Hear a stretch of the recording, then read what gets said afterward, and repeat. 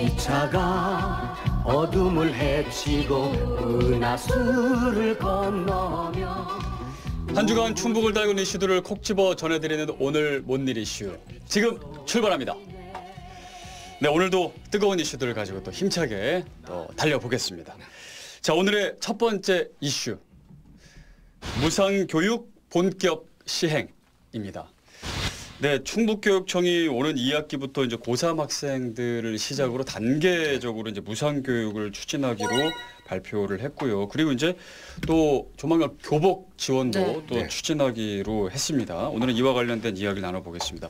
그 무상교육 얘기는 이제 계속 나왔고 무상급식 이제 이런 거는 벌써 추진이 되고 있잖아요. 28년도에 이미 그 충북하고 도교육청하고 협의를 한번 1차 끝냈죠. 그래서 2023년이었나요? 그때까지는 이제 각자 비용 부담을 어느 정도 할 것이냐 이것까지도 이미 그 부분은 협의가 종료됐죠. 네, 이제 그 분담률 때문에 갈등이 좀 있었는데 그렇죠. 이제 현재는 무상급식을 시행 중이고 그 이후에 이제 추가적으로 뭐 수업료도 이제 무상으로 하고 교과서도 무상으로 하는 이런 거를 이제 발표했단 말이에요.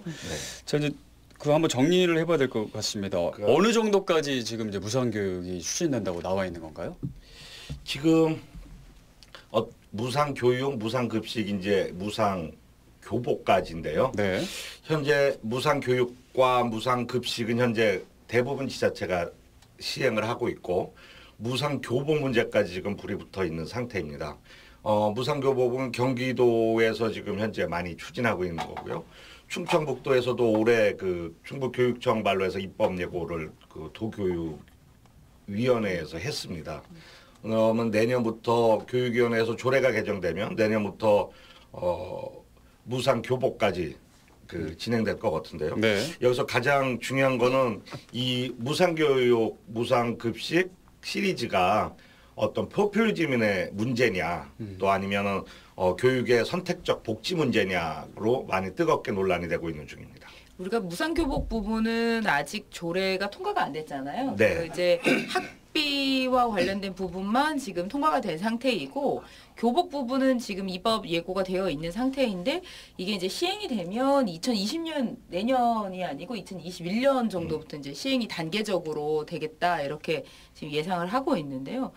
뭐 사실 이 무상교육은 급식 시작할 때부터 너무 뜨거워서 너무 뜨거운 논란이 이미 한 차례 지나갔잖아요. 지나가서 그 이후에 이제 어디까지 무상으로 할 것이냐 이건 이제 거의 그 지자체에 맡겨져 있다시피 하고 있는 것 같아요. 근데 저는 사실 개인적으로 이게 어떤 정치적인 문제라기보다 교육에 관한 정말 기본권을 보장하는 측면에서는 어쩌면 넌 좀 당연하다? 그러니까 무상교육은 말씀하셨지만 처음에 좀 어떤 취지에서 무상교육을 추진하게 되는 건가요? 보편적인 교육복지죠. 그러니까 가장 논란이 뜨거웠을 때는 뭐냐면 그러면 이건희 이재용 아들도 무상급식을 해야 될 거냐는 문제가 뜨거웠지 않습니까? 그렇지만 대부분 이제 보편적인 그 교육의 복지가 필요하다.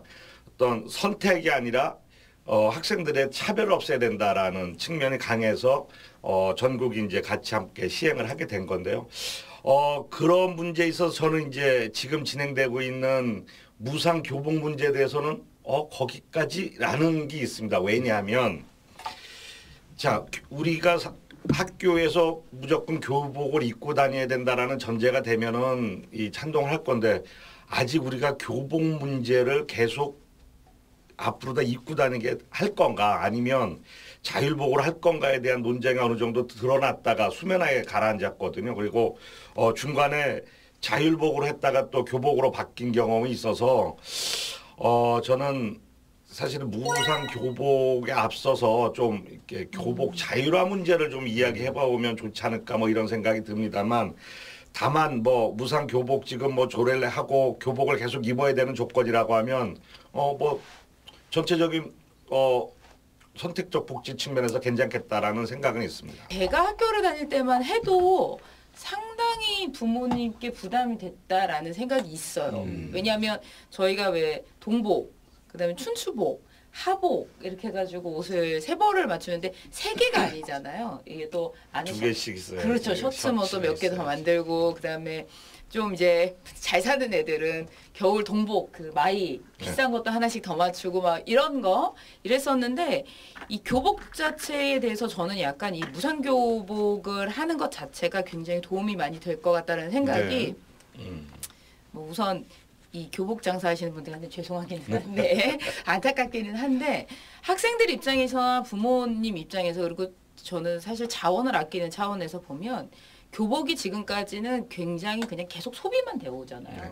그런데 이게 무상교복이고 그렇다고 한다면 좀 더 어떻게 체계적으로 이거에 대한 그 자본이나 이런 거 너무 고급스럽지 않아도 되고 정말 실용적이고 저렴하고 그러면서도 아이들이 편한 옷들 이런 것들로 좀 더 질적 어떤 고급화 단순히 이게 돈벌이가 아닌 질적 고급화가 될 수 있는 가능성도 높고 그다음에 또 하나는 아까 말씀드린 것처럼 아이들 급식 때도 마찬가지로 이 논란이 있었지만 차별을 느끼게 되는 것 자체가 아이들한테는 곧 상처이고 그게 굉장히 큰 것 같아요. 저는 그래서 일률적으로 해주는 게 오히려 훨씬 더 아이들의 교육적인 측면에서도 필요하지 않느냐 이렇게 생각을 해요. 그러니까 무상 교육에 대해서는 대체로 동감을 하는데 무상 교육의 아까 말씀하신 범위 교복까지 가는 것이 맞는 것이냐 거기는 좀 너무 가는 건 아닌가 이렇게 그렇죠. 또 주장하는 분들도 계시고요. 저는 사실 솔직히 방과 후도 무상 가야 된다고 생각하거든요. 방과 후도 무상을 가야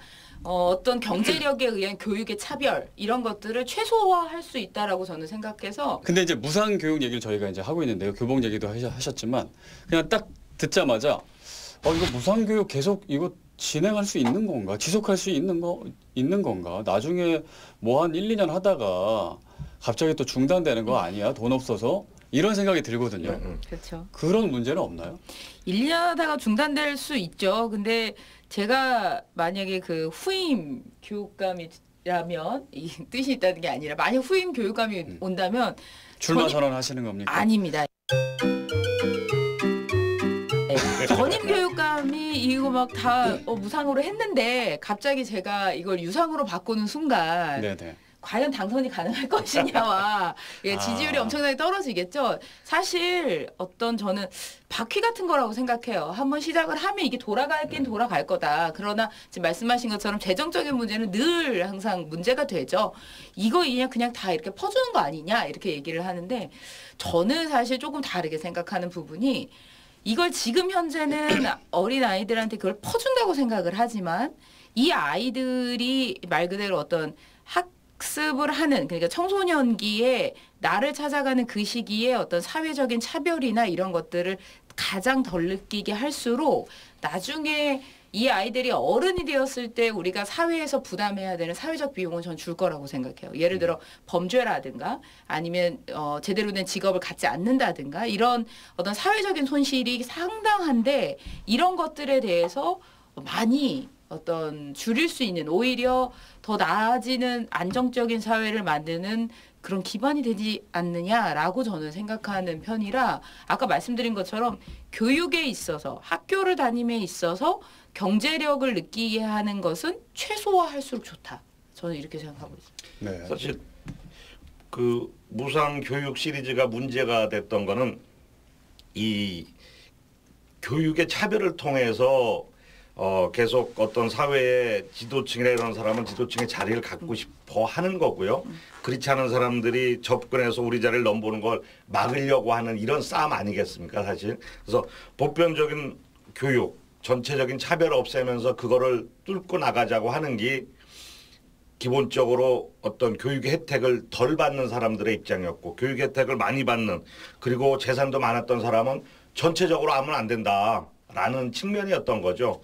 근데 지금 우리나라에서 가장 크게 문제가 되는 게 교육비가 너무 과중하게 드는 거였지 않습니까? 근데 우리보다 못한 수없이 많은 나라들이 교육은 국가가 책임지고 있는데 우리나라가 OECD 어떤 수출입 규모로 보면 세계 7위라고 하는데도 교육비가 없어서 교육을 못 시키는 문제가 직면했었던 거고 그 부분이 사실 분출됐던 게 이제 무상교육으로 드러난 건데 사실은 무상교육 그건 아니죠. 보편적인 교육을 하는 거죠. 국가가 당연히 미래 자원을 키우고 만들어내는 거 국가가 책임져야 되는 건데 그걸 과도하게 그 개인한테 떠넘기면서 문제가 발생했던 거고 특히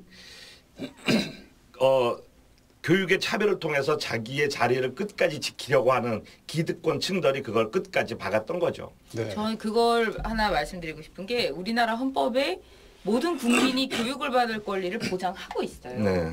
모든 국민은 교육을 받을 그것도 그 균등한 교육을 받을 수 있는 권리를 보장하고 있고 초등교육까지는 헌법 보장이에요.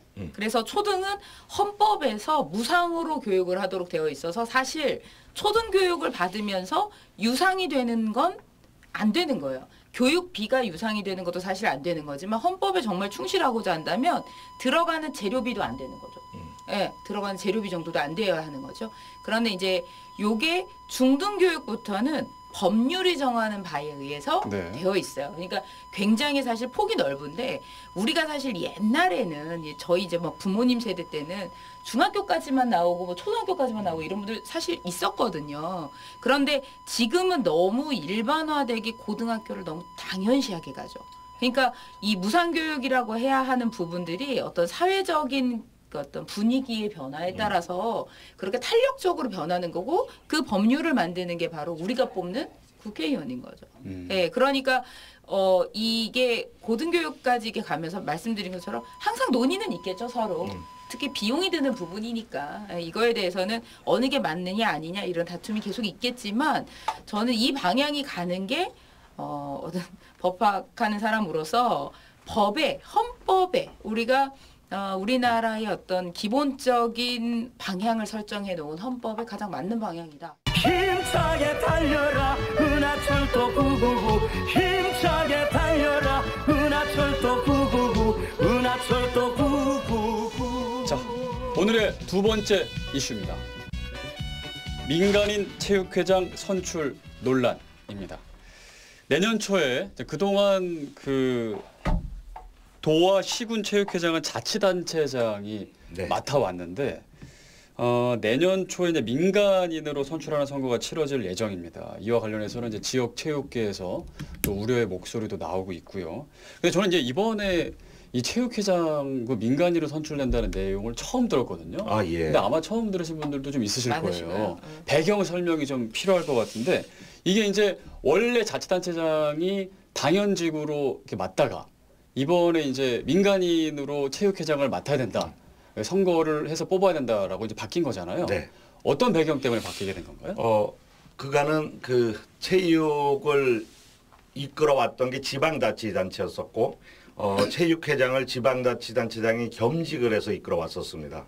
그러다 보니 체육계가 정치권에 휘둘리게 되고 지방자치단체의 어떤 그 하나의 동원 세력이 되면서 이거는 정치적으로 좀 문제가 있다. 체육회가 발전이 되려고 하면 체육인이 맡아서 어떤 체육의 발전을 이끌어가야 된다라는 취지 하에서 지방자치단체장 겸직 금지 법안을 국민체육진흥법 43조로 해서 12월 27일 날 작년에 이제 그 국회를 통과한 거거든요. 그러다 보니까 2020년부터는 지방자치단체장이 체육회장을 겸직할 수 없게 된 겁니다. 그러니까 결국은 민간인이 체육회장을 맡게 되고 그러다 보니 기본적으로 자치단체 예산으로 운영하던 체육회에서는 비상이 걸린 거고 또 그 와중에 정치권에서는 체육인이 인원이 많으니까 쉽게 얘기하면 머릿수가 많으니까 그 자리를 차지하려고 지금 벌써부터 뜨거운 열전이 벌어지고 있는 거죠. 요거 이제 저 법률적인 이야기를 조금만 더 말씀을 드리면 예전에는 이 국민체육진흥법에 여러분들 많이 들어보셨을까요? 대한체육회. 이거 있죠. 예전에는 체육회가 두 개가 있었어요. 하나는 전문 스포츠를 하는, 그러니까 말 그대로 우리가 프로 선수들이라고 하죠. 이 프로들을 키우는 팀이, 그러니까 그 체육회가 따로 있었고, 생활체육회, 일반인들이 이제 취미로 하는 생활체육이 있었어요. 그런데 이 체육회가 두 개가 이렇게 있으면서 요렇게 밑으로 가지처럼 그 체육회들이 쫙 있었던 거예요. 그리고 각 스포츠, 각 운동사나 체육회들도 쫙 있었고 근데 요게 2016년에 통합이 돼요. 통합이 되니까 인원수가 어마어마한 거예요. 예, 어마어마한 규모에 대한 체육회가 됐고 이것 때문에 이제 밑에 아까 말씀드린 시도 체육회도 다 통합이 됐고 각 그 운동 경기 단체별 그러니까 뭐 축구니 야구니 다 통합이 됐어요. 그러니 인원이 무지하게 많은 거죠. 특히 생활체육인이 엄청 많잖아요. 이런 상태에서 원래 국민체육진흥법에는 뭐라고 돼 있어요? 당연직이 아니고 시도체육회 같은 경우는 정관이 정하는 바에 따라서 선출한다 이렇게 되어 있었어요. 그런데 정관에서 그 각 단체장이 하도록 되어 있어요. 도체육회는 그 도지사가 그리고 시체육회는 이제 시장이 하도록 되어 이제 정관으로 정해 놓은 거죠. 그래서 아무 제한이 없었는데 이번에 갑자기 이게 법이 작년에 바뀌면서 투표로 선출한다 이게 붙고 두 번째는 말씀하신 것처럼 이 시도체육회장은 지방자치단체장, 지방의원은 겸직을 하지 못하게 하는 규정이 신설돼요. 43조 2로.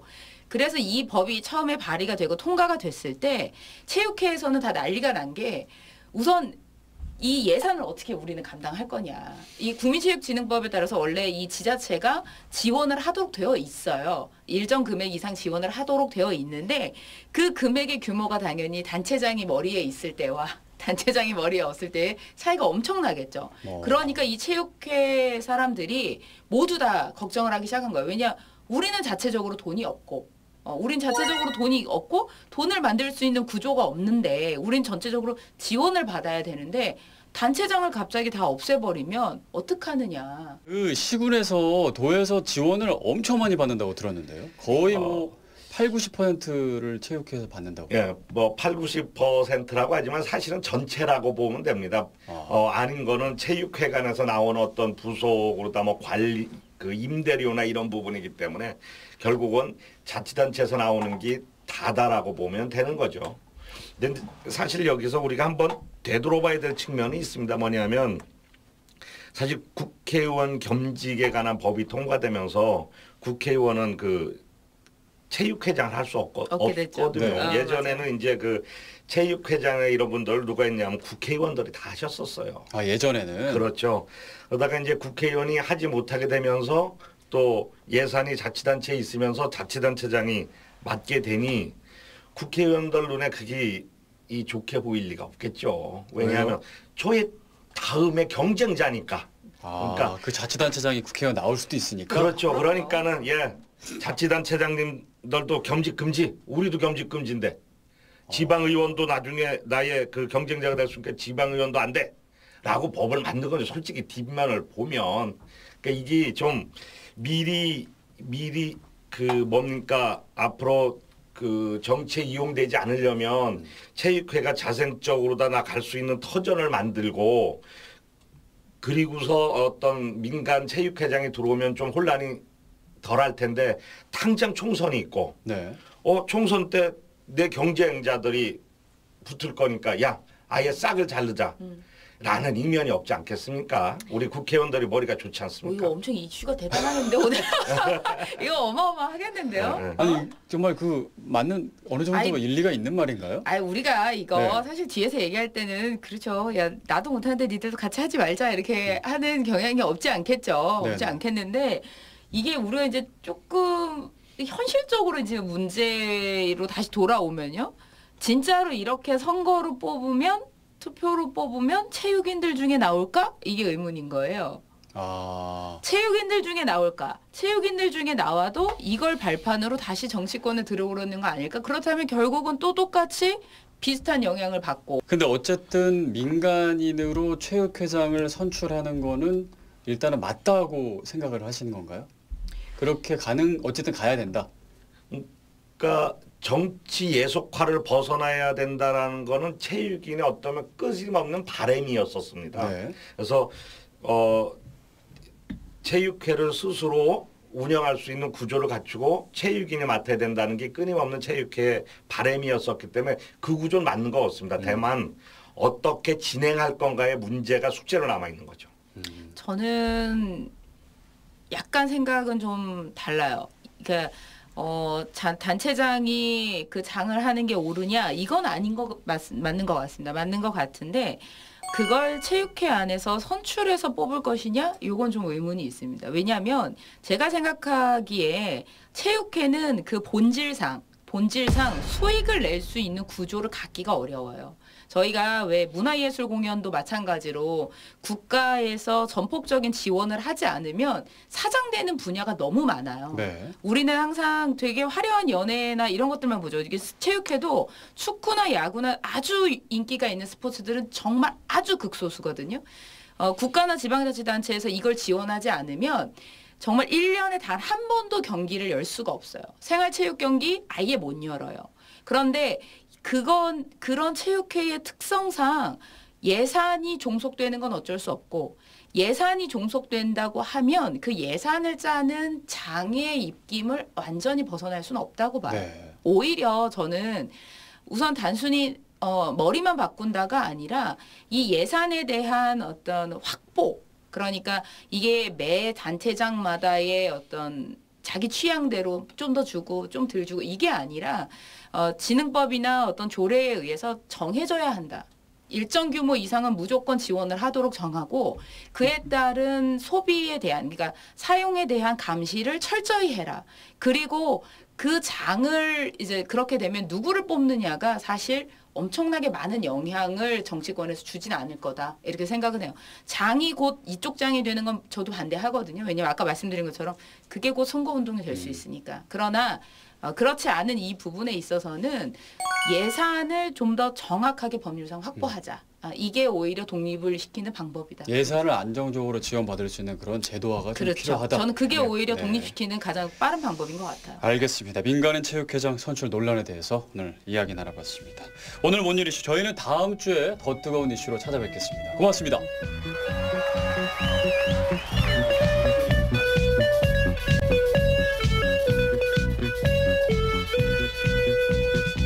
기차가 어둠을 헤치고 은하수를 건너며 우주 정거장에 햇빛이 쏟아지네.